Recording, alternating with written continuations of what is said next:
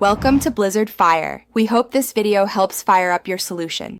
You're starting right away. Open Settings, tap Control Center, and add screen recording so the control appears. Do this now because it's required to begin capturing. Make sure your microphone is enabled if you plan to narrate.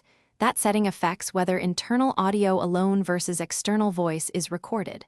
Also, confirm you have enough storage and at least 20% battery for longer clips.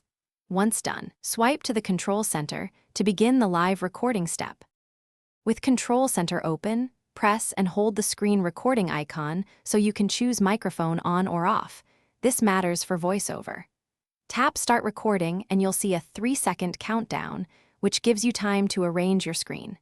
If you need a system sound but not your voice, leave the microphone off.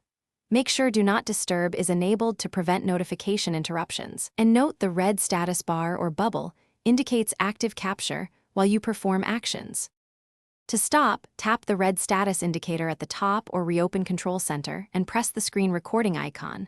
The file will autosave to Photos. Once saved, open Photos to trim, edit, or share the clip quickly.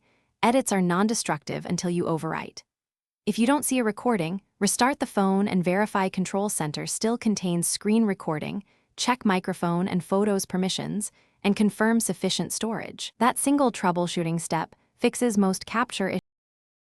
Thanks for watching. If you found this helpful, don't forget to like and subscribe.